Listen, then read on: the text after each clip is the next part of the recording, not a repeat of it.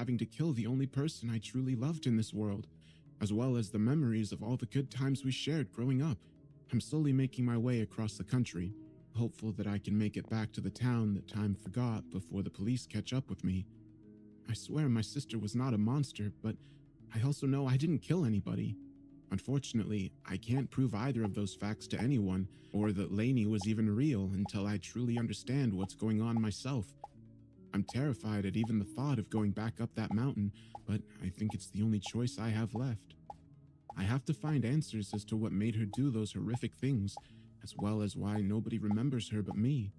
Well, remembers her to be alive anyway. I don't know if those things in the woods changed reality in some way, or maybe even sent me somewhere else, but I know they did this. I know all this insanity is connected to them, whatever the hell they are.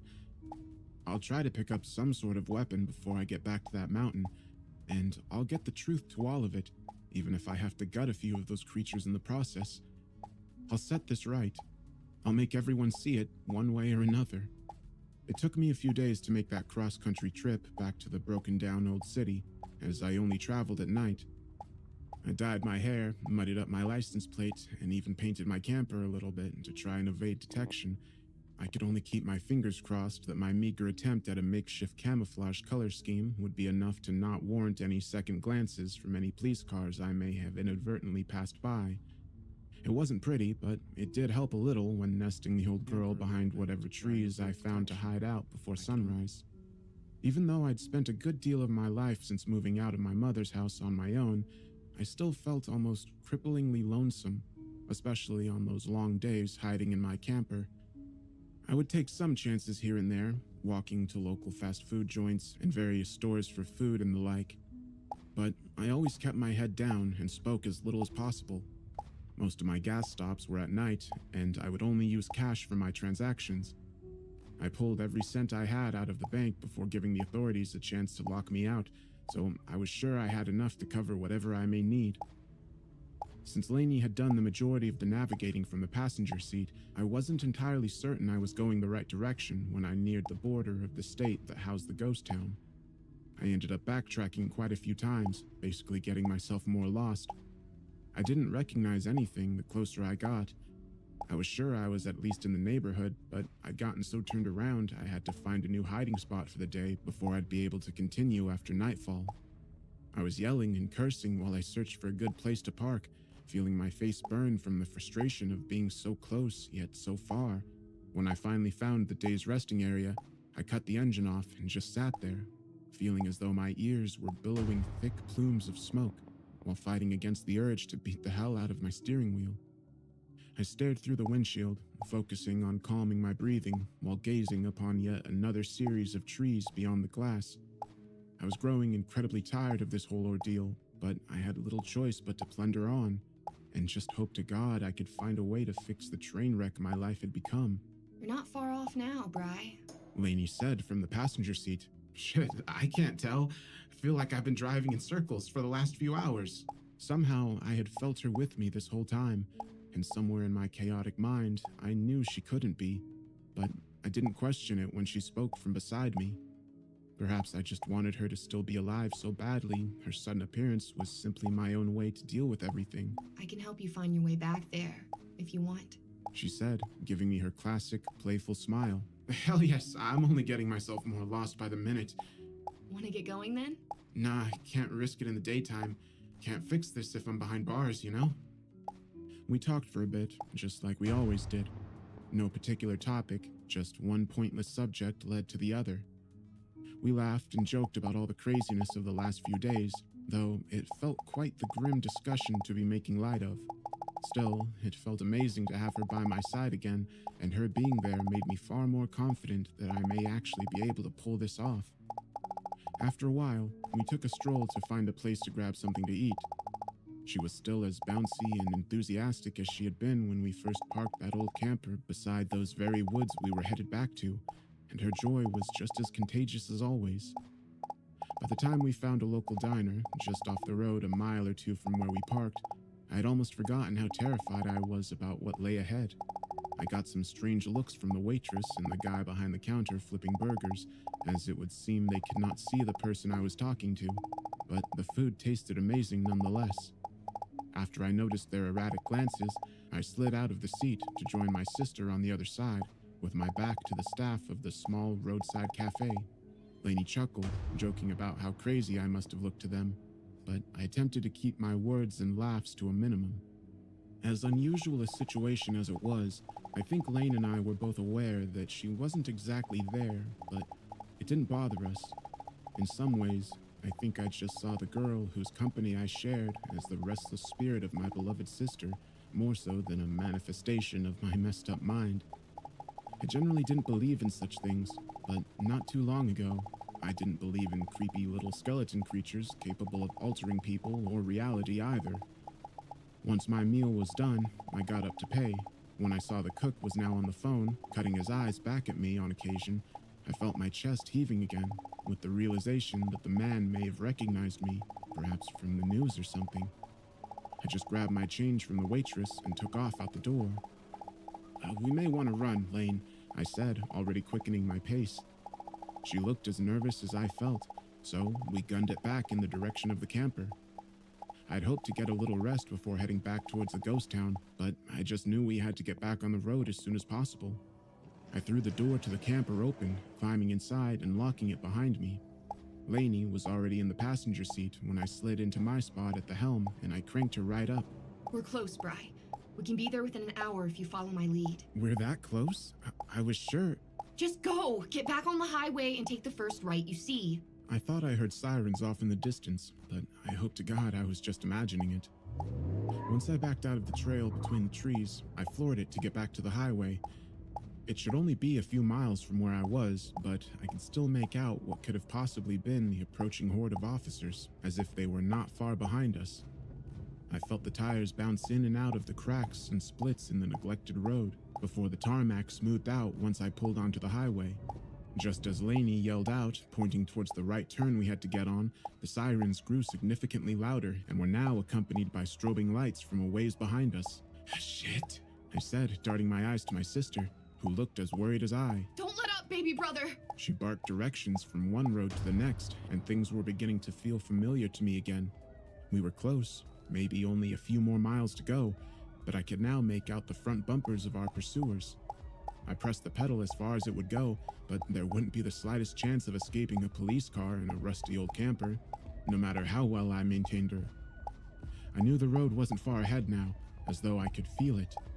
All of the trees to our right were overgrown and unkempt, just like the ones that covered the buckled city limits sign, but I highly doubted I could even hope to lose the cops chasing us down. My sister looked over her shoulder, out the back window, before glancing back at me. I could feel the tightened skin of my knuckles as though the bones were about to tear through the flesh. Just a little further. Lainey said, with a certain intensity in her voice. Keep going, Brian. She was right beside me, having apparently gotten out of her seat to talk directly into my ear. You know the turn now, right?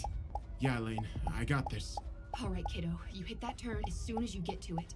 And don't stop until you get to the other side. You got it? Yeah, Lane? I'll see you there, okay?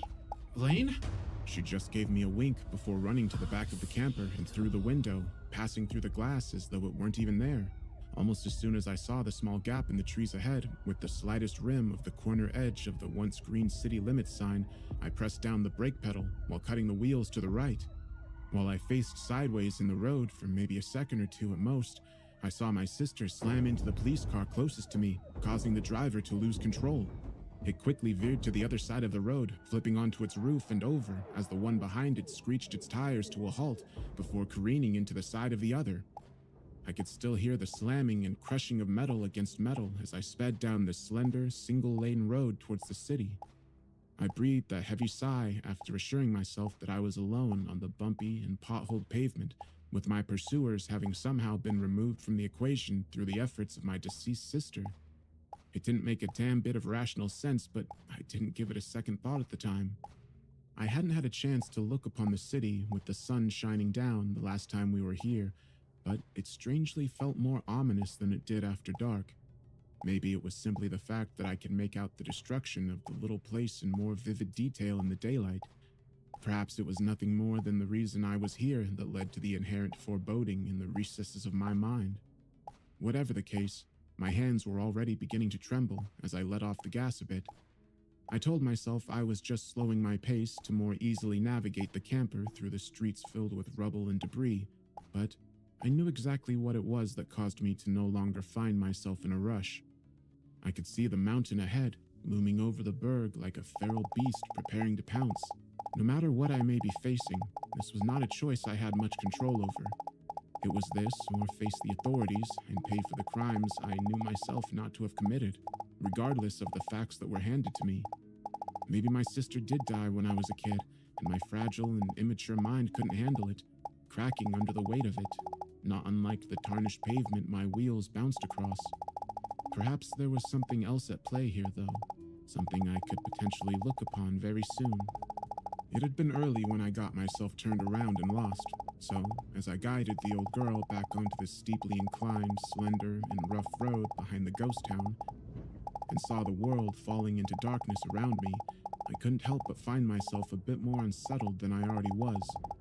I knew it wasn't long after leveling back out that we pulled over the last time I was here, but when I saw my own tire marks from our rapidly paced escape, I knew I had reached my destination. I sat in place, just glaring out into the trees for some time, unsure whether I was ready to venture out into the diseased and rotting trees.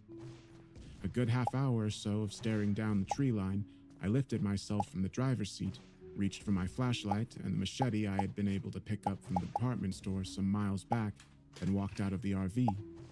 My initial footsteps were reluctant ones, but once I walked into the grass, still lined with the blackened leaves left in the wake of those who had chased us, I felt my pulse quickening again. It was then that I became aware of the noises, though they were somewhat more subdued than they were when they pulled me from my sleep what felt like both long ago and only yesterday at the same time. With my blade in one hand and my guiding light in the other, I took a deep breath and forced one leg in front of the other once more. As I wandered onwards towards the escalating sound, I noticed the blackened bark of the trees surrounding me, oozing that same dark pus. I walked into the wide clearing, recalling the woods falling lifeless as those creatures chased after us. Everything around the now deflated tents was as sickeningly diseased as the things I headed in search of, as the mist gently caressed the forest floor.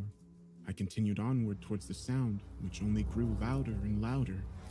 It wasn't until I stepped from within the woods back into that circular clearing that I found myself stunned, unable to move my feet from the ground.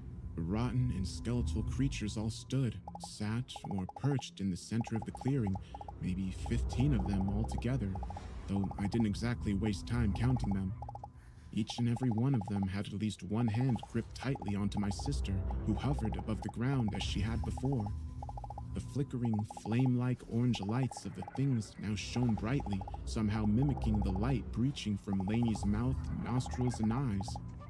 They all looked as though they were in something of a trance as their glows carved through the darkness in varying directions, spilling across the fog and blackened bark surrounding them.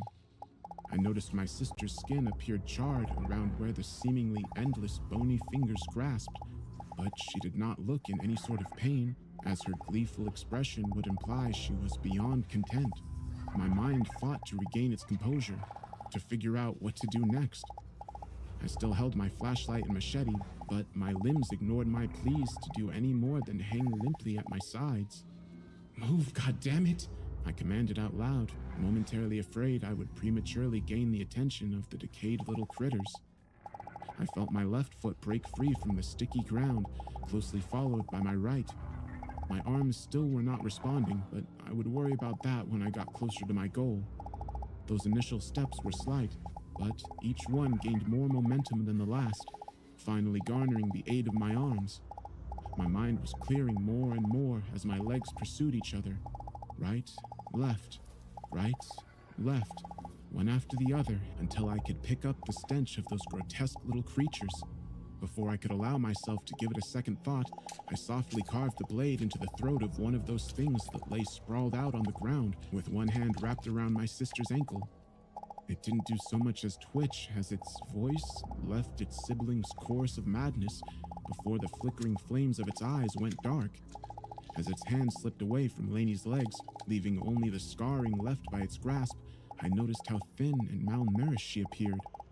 It wasn't easy to get a clear look at her through the creatures gathered around where she hovered, but it looked as though the life force was being drained from her. I could only assume that these things were somehow feeding on her or being intoxicated by what they stole from her, but I would be damned if I was about to allow them to continue. But the realization that she had somehow been here, possibly this whole time, I was prepared to do whatever it took to get her back, to really get her back this time.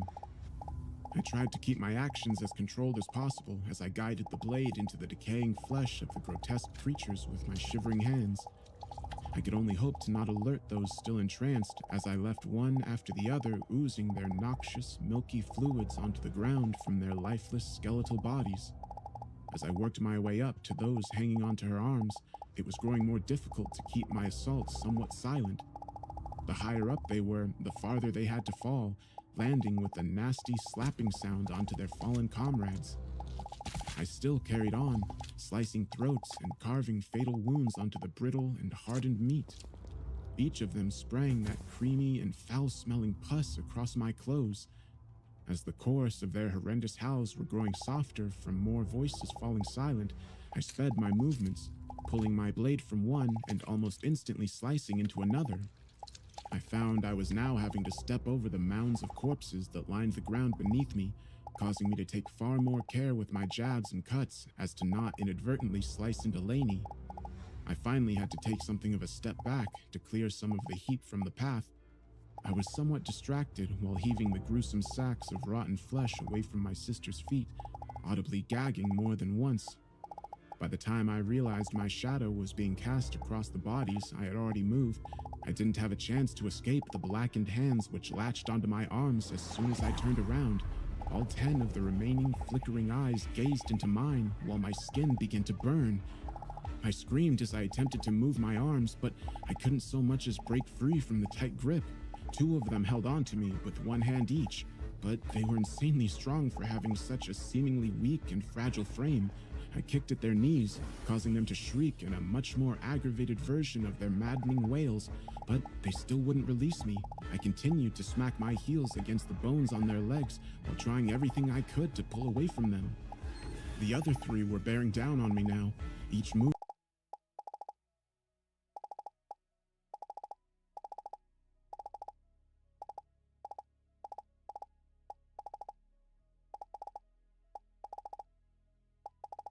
stabbed into the ground while I made my efforts to clear a pathway, as another wrapped its fingers around my right arm, just below where the other hand still grasped tightly.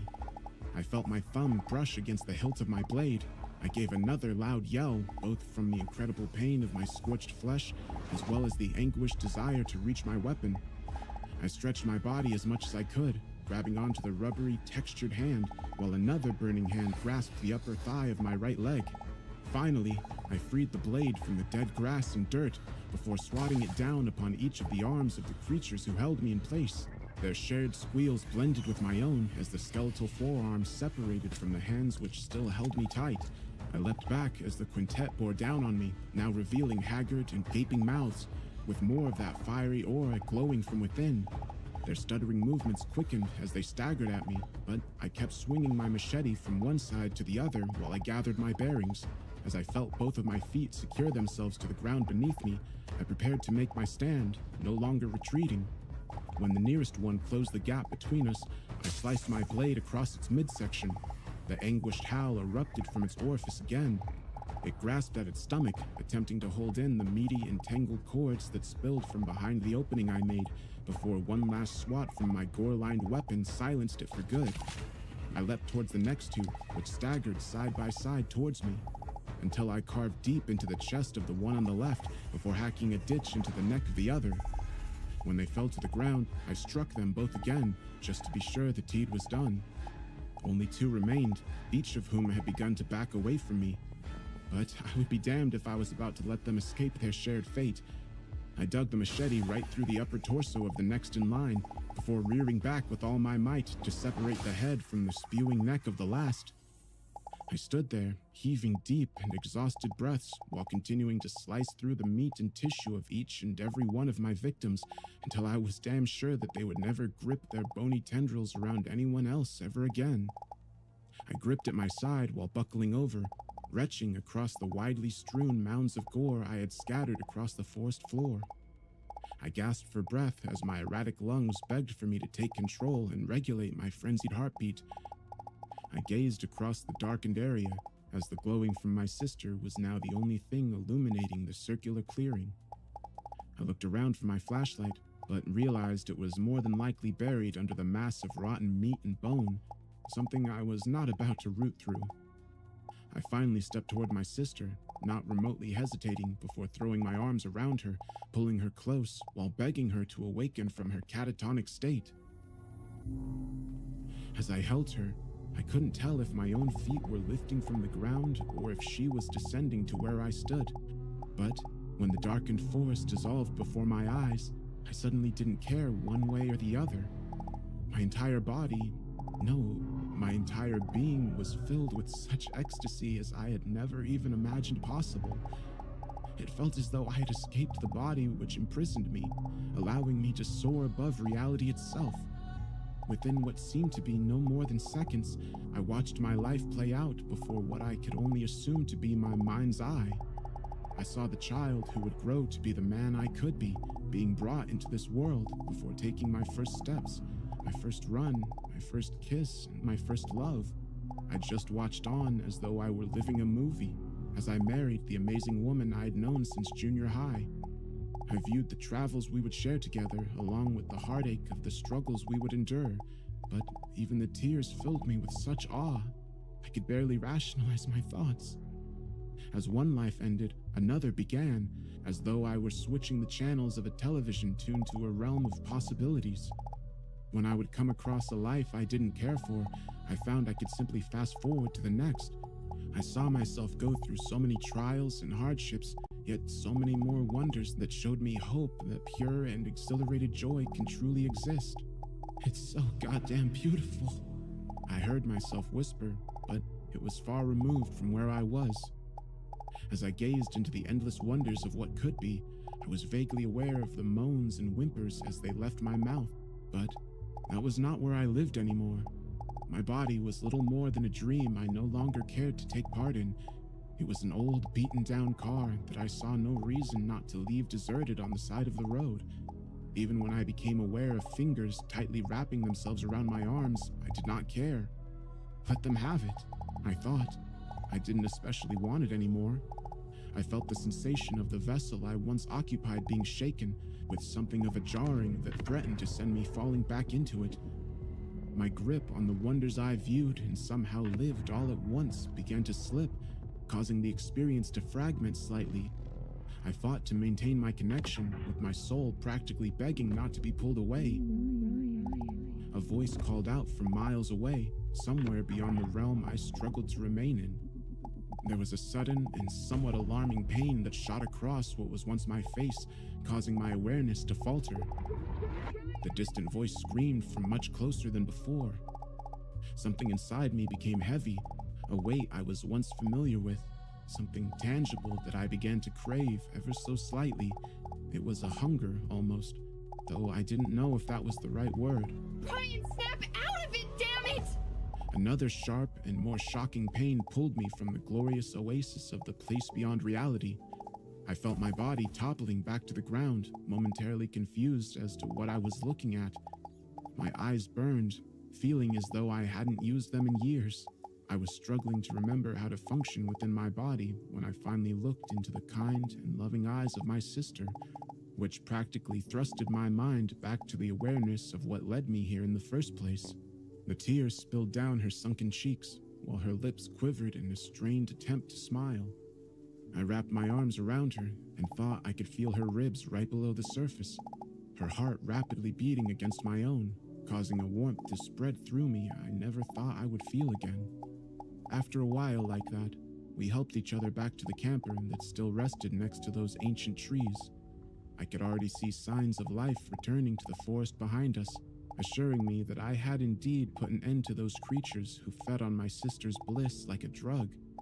As I guided the camper through the streets of the city from times long gone, I was quite reluctant at what we may be facing back in the real world. Yes, I had retrieved my sister, something I hadn't believed possible, but I still hadn't actually changed anything, or so I thought at the time.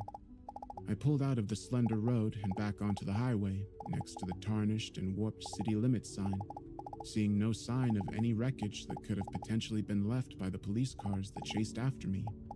There weren't even any tire marks on the road from where I knew at least one of my pursuers had screeched onto the tarmac.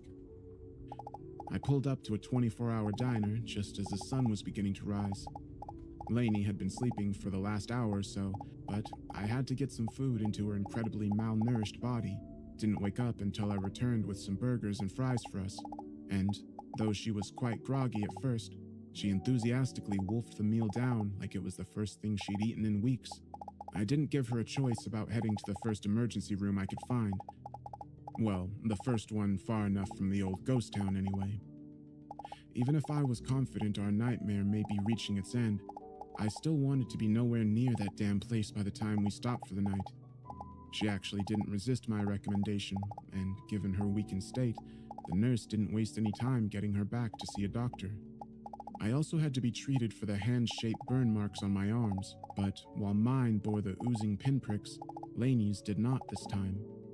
I could only assume that whatever infected her before was now coursing through my veins, but the hospital staff managed to get it under control before any blackened veins began to spiderweb from within. Lainey was kept in the hospital for a good week while she regained her strength, during which time I made some calls and checked online to see what I may still be facing. I reluctantly reached out to my mom, which was a conversation that did not at all go down like I was expecting. She assured me that she and her husband, my father, had lost their son when he was only a child, and the prank I was playing was nothing short of cruel.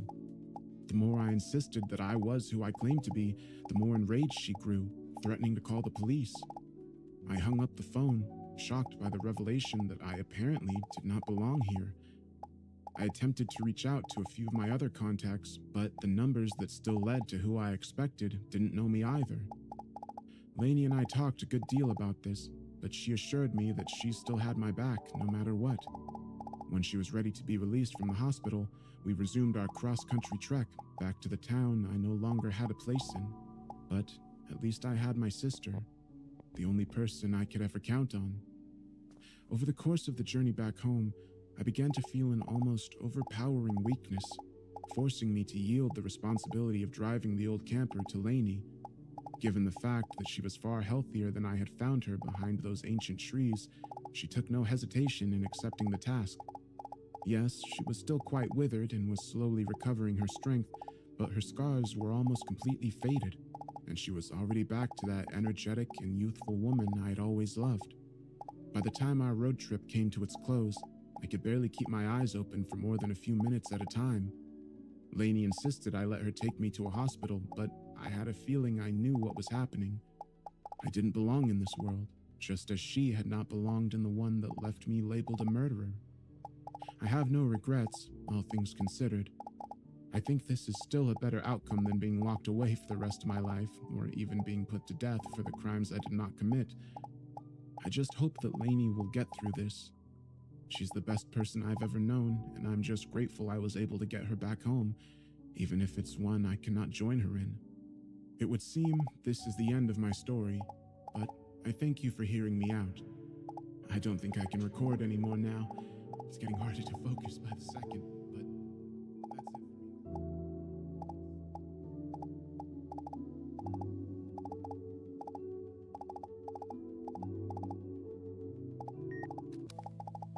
My name is Lainey Renee Harris, and it would seem, until recently, I had a brother.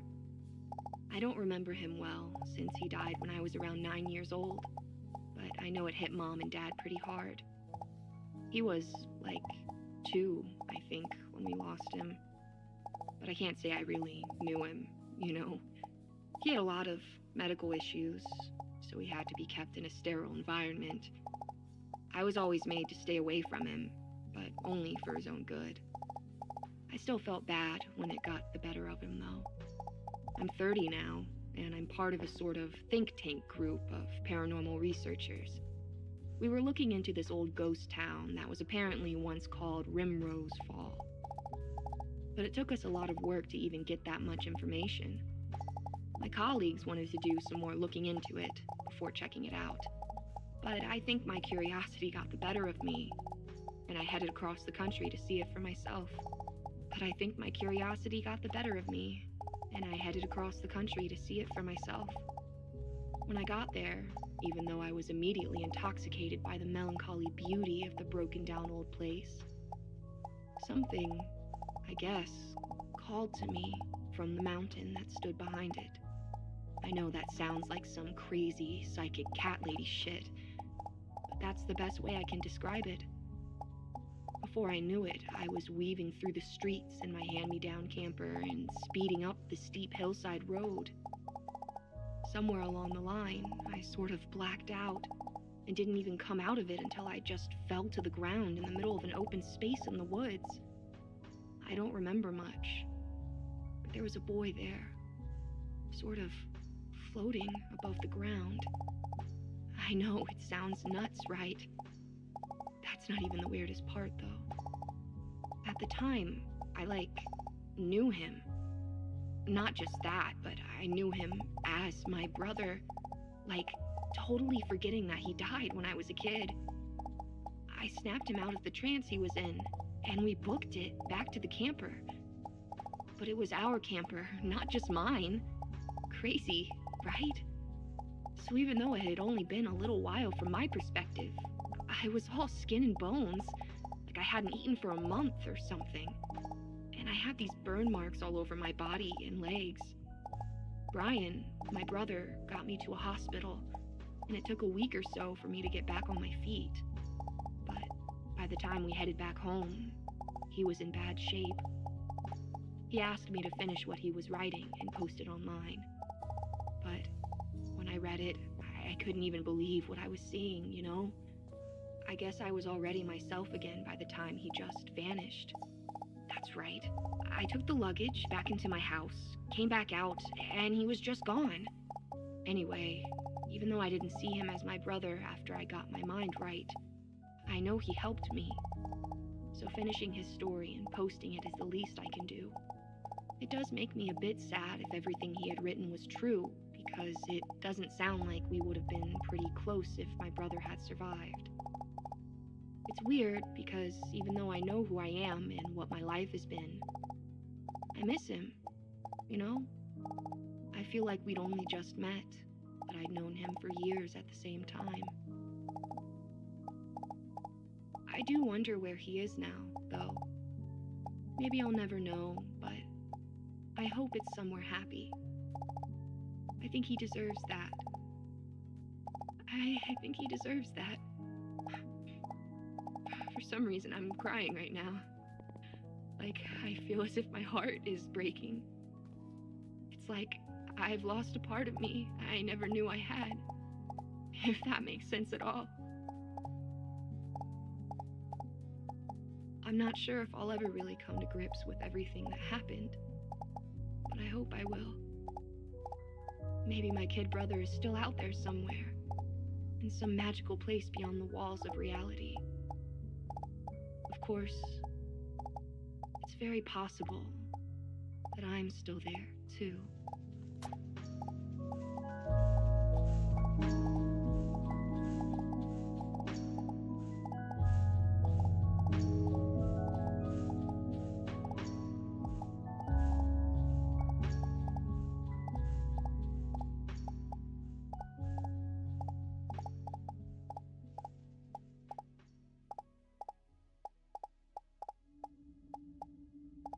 My mother died suddenly and unexpectedly sometime in the early hours of Sunday morning.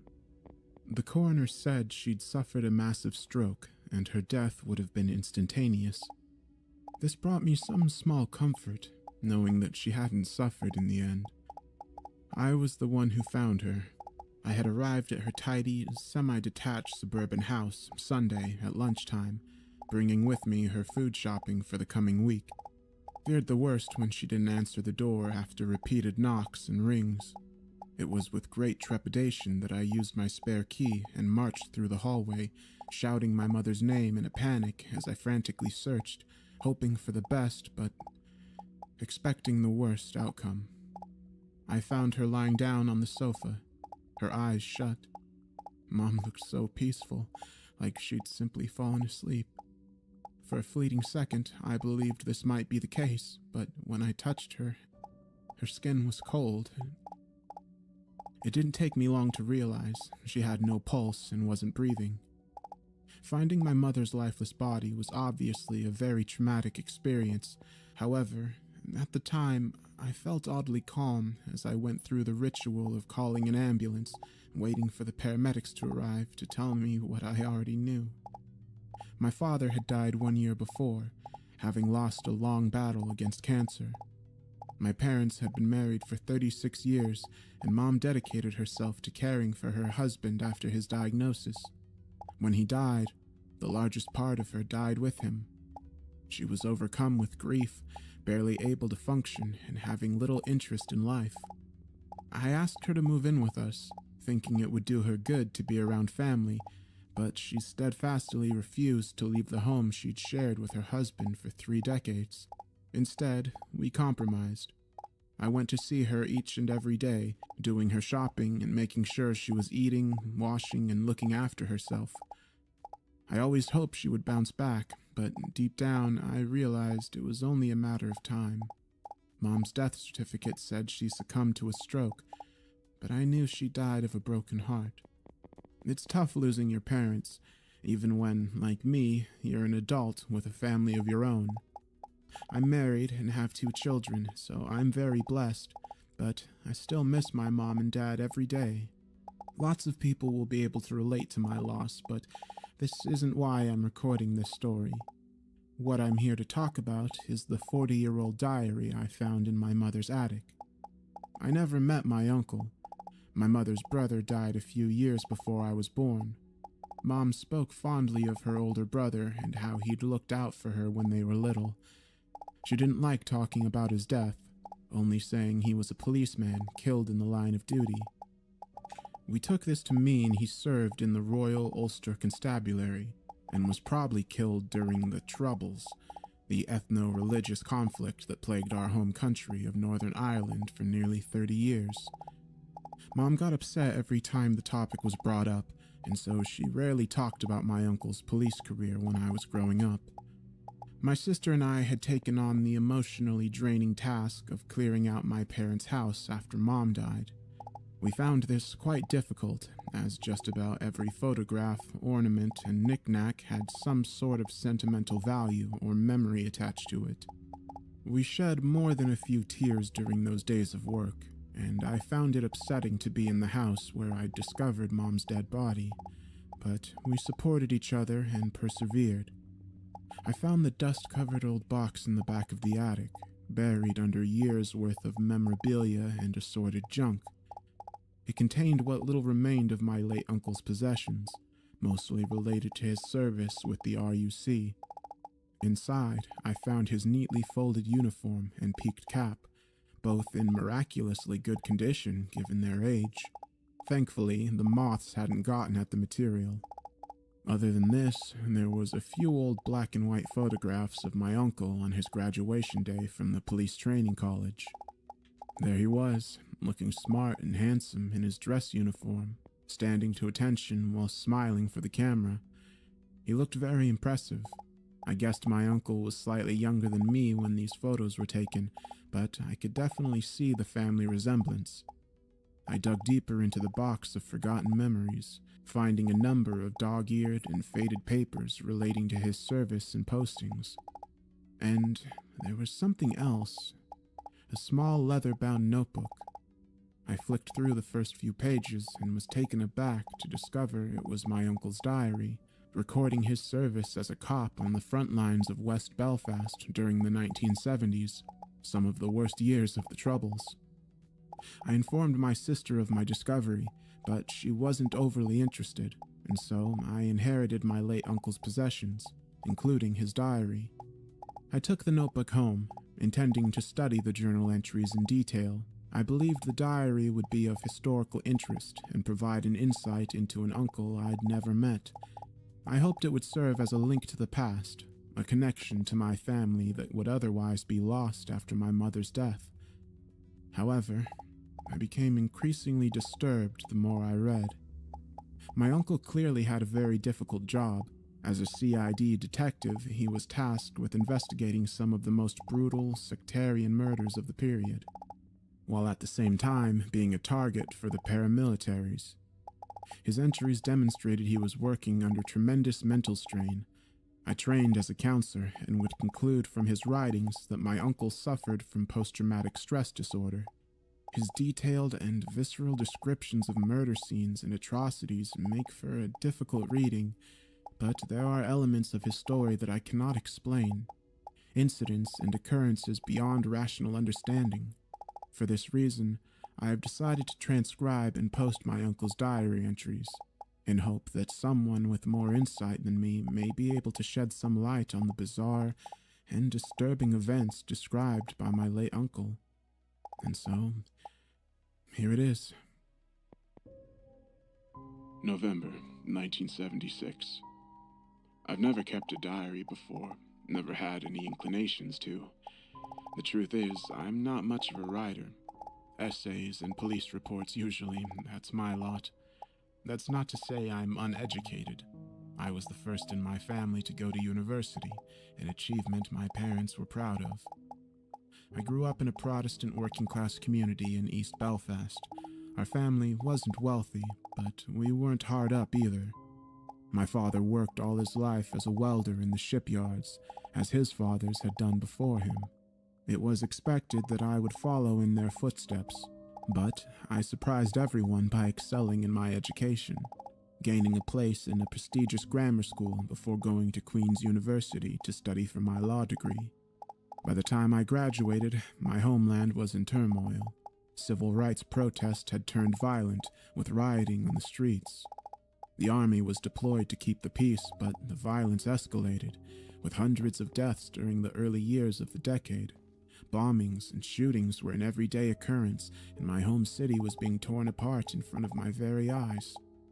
This made my decision of career path easier. I hated what the terrorists were doing to my country and wanted to play my part in ending the violence, and so the RUC was the obvious choice. To be fair, my motives weren't entirely altruistic. Northern Ireland's police force was being rapidly expanded due to the security situation, and so, thanks to my university degree, I was able to apply for a fast track into the CID, with the prospect of further promotions to follow. I finished my training during the summer of 1973, graduating from the police college with my parents and little sister in attendance. A proud day, but soon, I was thrown in at the deep end, with my first posting in Golf Barracks. I've seen some terrible things over the last 3 years. The aftermath of bombings, human bodies torn to shreds by bullets and shrapnel, and colleagues gunned down whilst carrying out their duties. These atrocities had an impact upon me. And in a case of out of the frying pan and into the fire, I got redeployed to the CID section in West Belfast.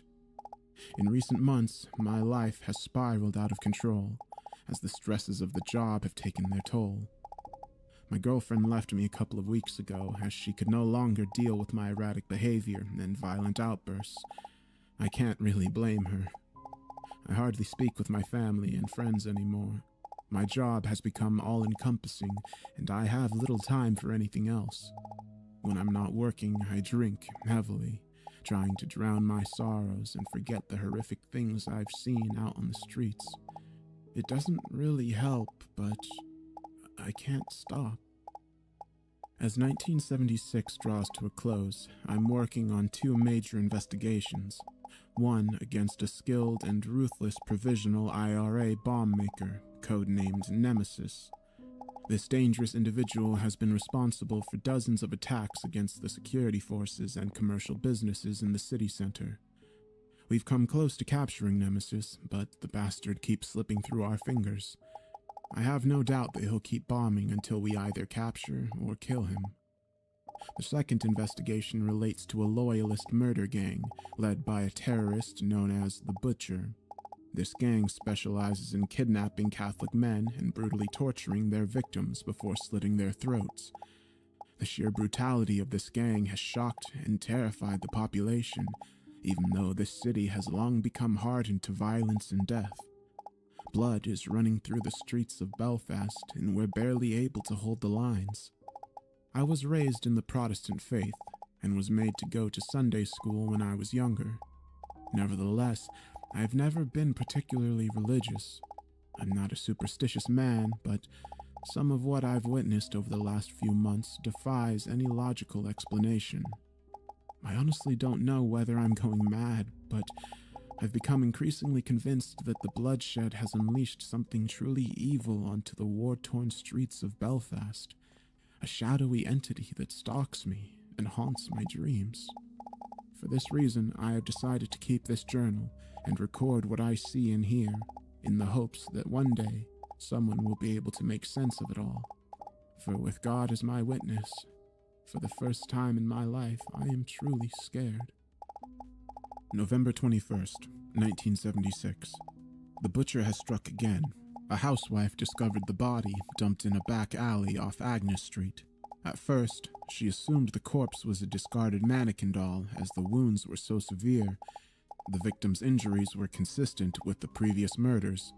The man is still to be identified, but we've determined he is in his early 20s.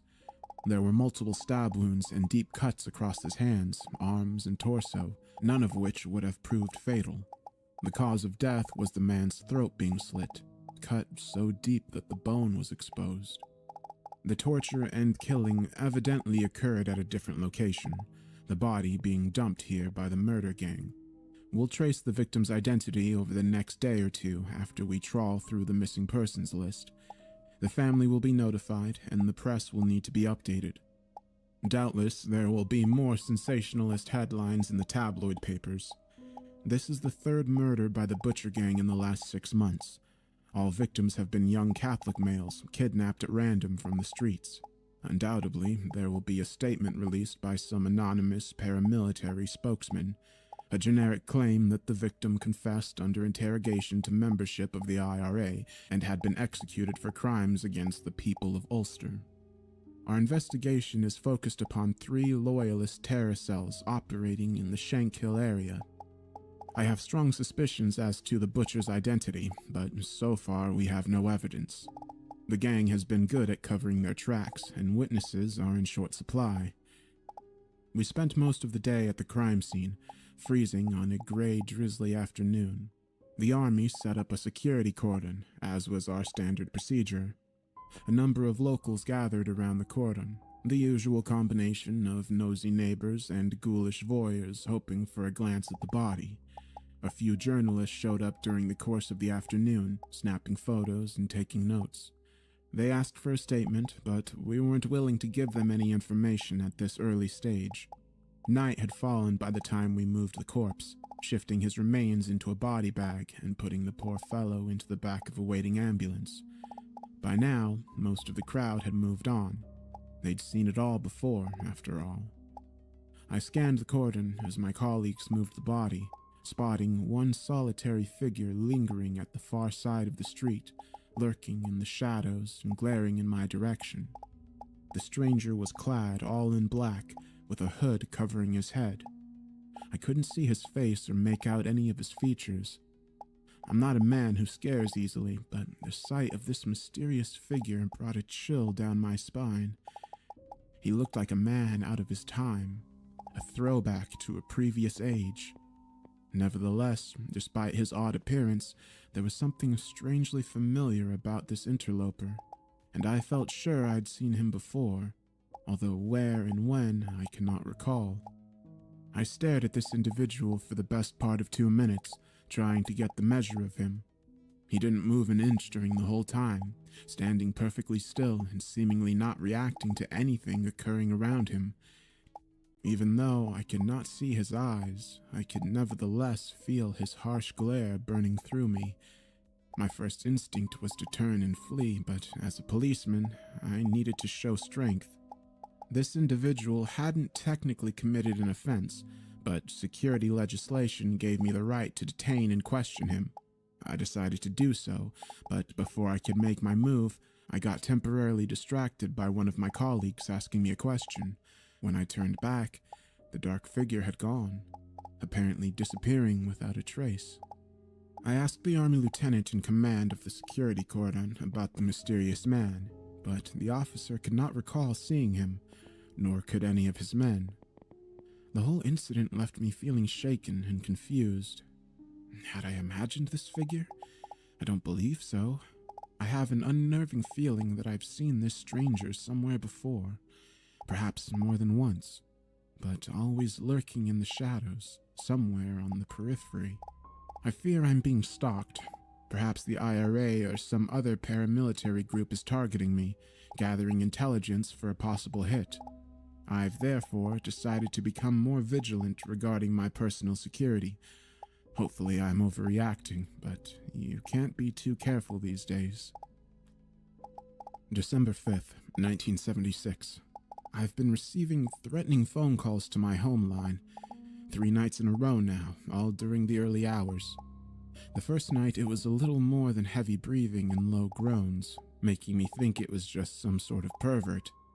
I told the caller to go to hell and hung up the phone. The next night I could hear low whispers down the line, so soft I couldn't make out a single word. By the third night I could make out words, but they were spoken in a language I could not understand. The male voice at the other end of the line had a detached, almost inhuman quality to it. I've been unable to make out any accent or speech patterns which could help identify the caller. I've developed this unsettling feeling that I'm being watched, and these late-night calls seem to confirm a pattern of intimidation. Tomorrow I will make a report to the duty officer, and I plan to sleep with my service rifle close to hand from now on.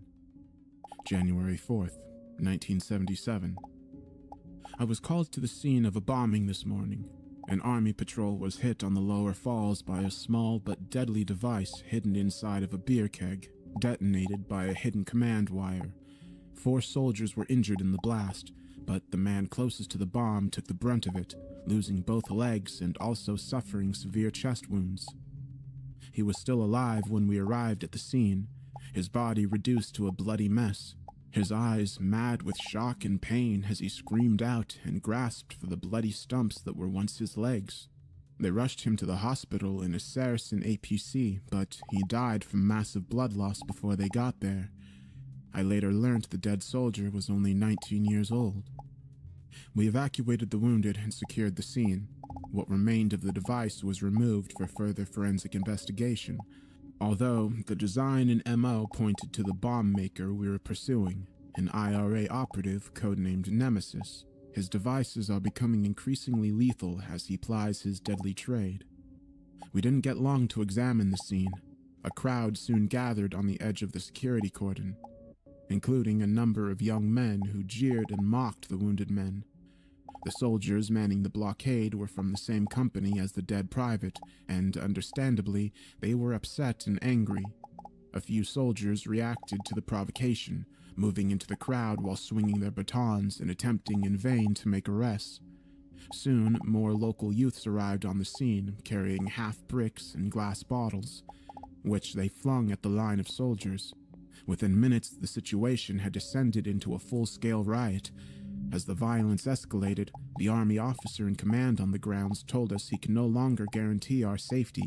As intelligence suggested, the IRA may use the riot as a cover to launch a gun attack upon our personnel. Therefore, we had little choice but to evacuate the scene, knowing all too well that potential forensic evidence would be destroyed in the rioting. I was being shoved into the back of an APC when I saw him out of the corner of my eye. The dark figure, the same mysterious man I'd seen that night in November on Agnes Street. It was broad daylight this time, so I got a better look at him. Not that I could see much, as his head was covered by a dark hood and his face by some sort of mask. He blatantly stood in the middle of the street as all hell broke out around him, with rioters throwing missiles and soldiers firing rubber bullets.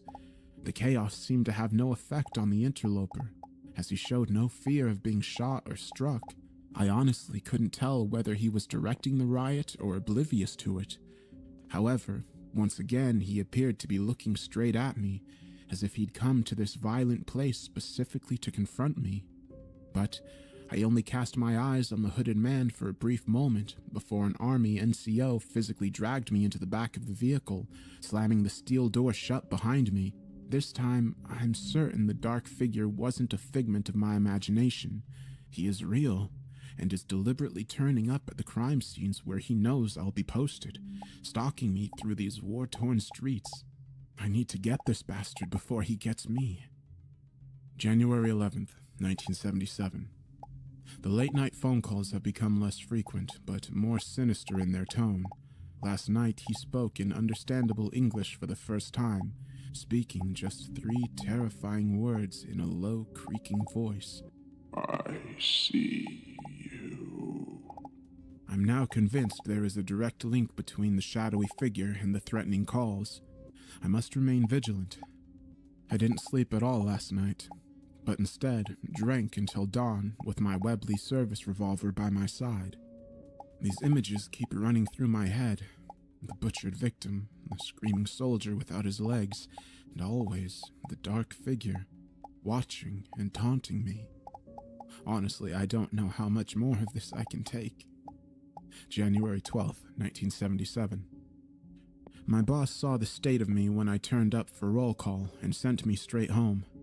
I've been ordered to rest up for a week before returning to duty. I told my commander about the calls and the stalker. He says he'll look into it, but I got the distinct impression that he thinks I'm mad. Perhaps he's right. I've been under extreme stress and haven't been sleeping. Hopefully, the rest will do me good. January 15th, 1977. I'm still off duty, but got a call from one of my colleagues. The chief suspect in the Butcher gang has been arrested on a weapons charge. With a successful conviction, he'll get at least 5 years. It's not what we'd hoped for. The bastard should be charged with murder, but at least he'll be off the streets. The news has boosted my spirits somewhat, but the violence continues across the city. Yesterday, there was a series of bombings across the town center, and no doubt Nemesis played his role. The streets are awash with blood, and terror stalks the streets. What can one man do against such unrelenting hatred? January 20th, 1977. Last night was my first shift back on duty following my leave of absence. My boss has taken me off the murder investigations. I objected, but not too hard. I got put on night duty with a squad of uniformed officers. This was meant to be an easy job to get me back into the swing of things, but it didn't turn out that way. It was a freezing cold night, and me and the boys were warming ourselves up with hot mugs of tea when the call came in. A disturbance was reported on a back street off the Antrim Road in the north of the city. Local residents had reported strange activity and raised voices emanating from inside of an abandoned Victorian mill at the end of their street. We went out in strength, 8 heavily armed officers traveling in 2 armored Land Rovers as we sped through the dark city streets. The area was mixed religion but known for IRA activity, and so we were understandably cautious as we feared a potential setup and ambush. Our suspicions were heightened when we reached the scene and discovered the street abandoned and eerily quiet. Proceeding with caution, the sergeant in command ordered 2 officers to set up a cordon at the end of the street, while the rest of us proceeded with guns drawn. The road was typical of those throughout the working-class districts of Belfast, with rows of red-bricked terraced houses, old 2-ups and 2-downs dating back to the Victorian era. The mill sat at the far end of the street, its dark structure casting an ominous shadow over the small houses beneath it. At one time, the mill would have provided employment to the men and women in this area, but it had long since closed like so many others, resulting in high unemployment in communities such as this. The abandoned industrial building held a sinister appearance, reminding me of a grim citadel from some kind of dark fairy tale. We had no idea what to expect. I hoped we were dealing with minor vandalism caused by bored teenagers, but something didn't seem right about the whole situation. There was a terrible tension in the air. We all felt it. Once again, I had the feeling that I was being watched. I carefully scanned up and down the road, but it was too dark to see anything. My fear was back, worse than ever. I worried that I'd come back to duty too early. My head was still a mess, and my paranoia was taking over, but there was nothing I could do in that moment except march forward. Suddenly, the street was no longer silent. We heard a faint noise emanating from the supposedly abandoned mill, growing gradually louder the closer we came. It took me a moment to comprehend what I was hearing. There were multiple voices chanting in unison, singing deeply in a language that clearly wasn't English. I thought I recognized a few words in Latin, but I couldn't be sure. This was a bizarre occurrence, and the last thing any of us had expected to encounter on this night. There was something very sinister about the strange chanting. It felt out of place in time, but yet oddly familiar. I could tell the other officers were as uneasy as I was. No doubt we all wanted to turn around and run for the hills, but we were professionals and had a job to do. The unsettling chanting continued, growing louder and faster until it reached a crescendo before it suddenly stopped. And then we heard the scream, blood-curdling as it cut through the cold night air, chilling me to my very bone. Move, move, move! Our sergeant cried out as he surely realized someone was in trouble. We began to sprint along the cobblestones, making for the sealed front entrance of the mill, clutching our weapons close, ready for action. The Sarge reached the door first, smashing it open with his heavy boot. He barged inside and we all followed. I feared what we would discover inside, but what we found was beyond my wildest imagination. The interior of the derelict building was largely shrouded in darkness, with the only light coming from lit candles and torches on the floor and hanging from the walls. In the center of the empty space was a circle drawn in the middle of the floor and surrounded by candles. The Sarge used a handheld battery-powered torch to illuminate the scene. To my horror, I realized the circle was in fact a pentagram, and at its very center lay a slaughtered animal, a goat by the look of it. The creature's throat had been cut and its stomach sliced open, exposing its intestines and internal organs. The place stank like an abattoir, and the ground was covered in blood. It took me a second to comprehend what I was seeing here. The satanic symbol and slaughtered animal. It was some sort of sacrifice.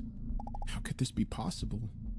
The sergeant nervously raised his torch and shone the light upwards to reveal a half-dozen figures dressed in black robes and hooded masks.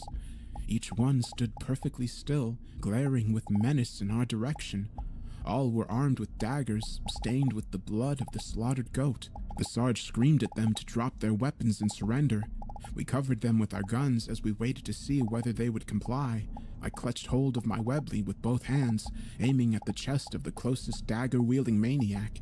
I was perfectly prepared to shoot the bastard down if he showed even the slightest sign of resistance. But this proved unnecessary, as suddenly all six dropped their daggers and calmly got down on their knees, allowing us to move in and handcuff them. I breathed a sigh of relief, but this feeling proved to be short-lived. When we unmasked the suspects, we discovered they were 4 males and 2 females of varied ages. They refused to give their names and carried no forms of ID or any personal items for that matter. We arrested them on suspicion of trespassing, animal cruelty, and possession of offensive weapons. The Sarge seemed unsettled by the whole affair, saying he'd never seen anything like it in all of his 20 years of service.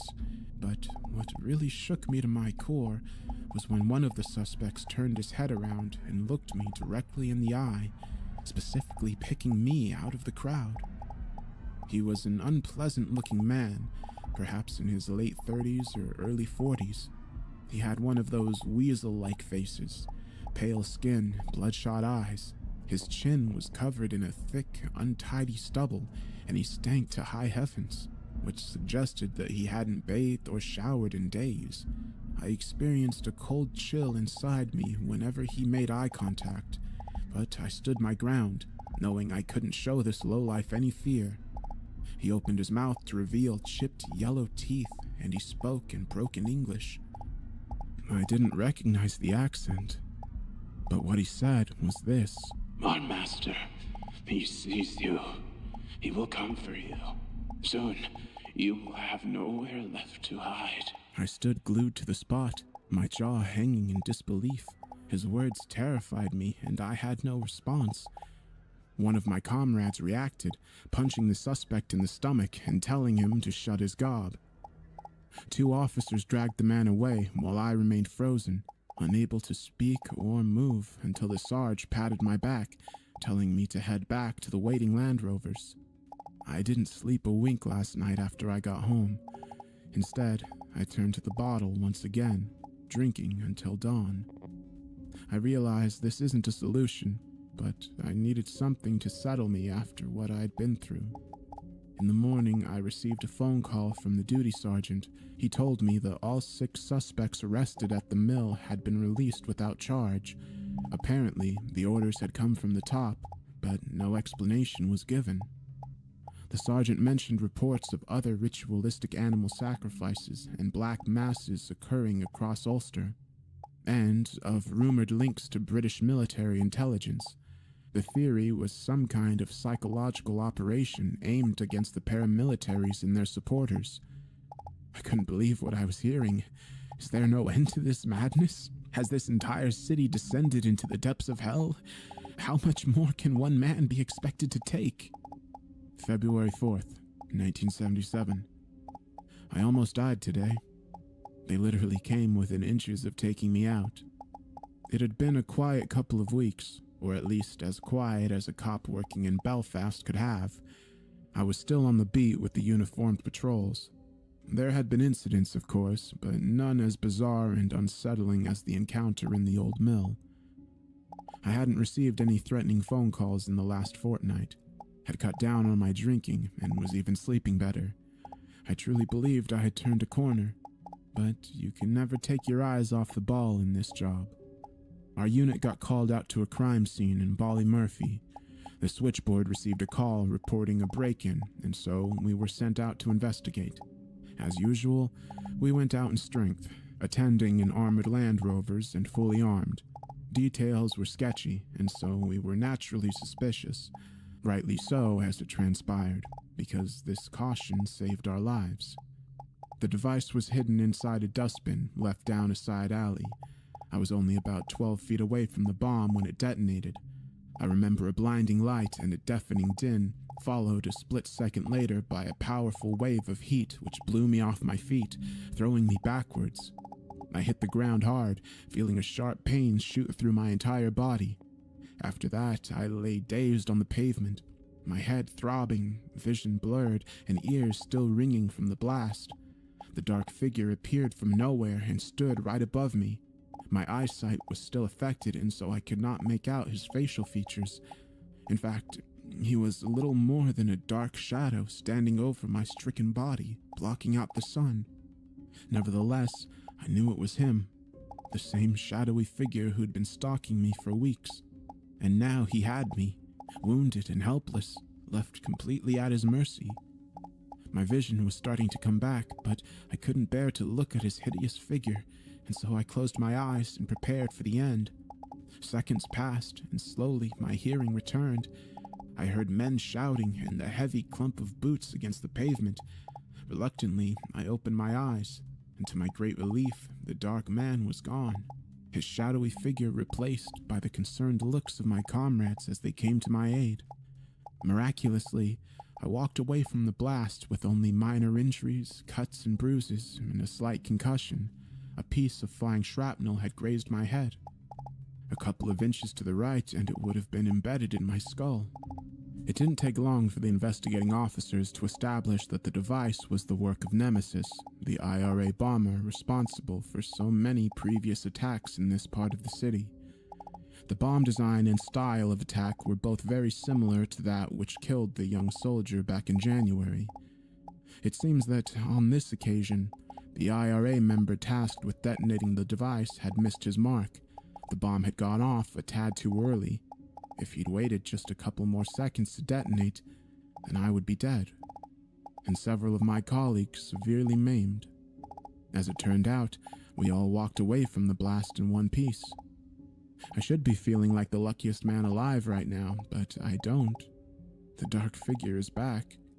I don't know whether he's a man or some kind of ghoulish entity, but I do know he's out to get me. My colleagues think I'm either mad or delusional, and my boss has put me on an extended leave of absence. But it doesn't matter. He, or it, failed on this occasion, but he won't stop until I'm in the ground. My days are numbered.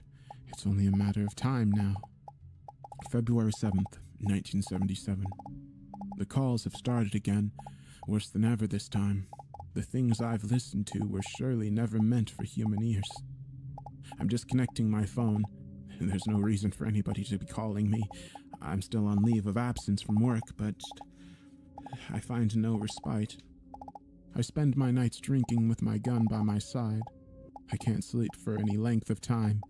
Every time I close my eyes, my mind is filled with these horrifying images.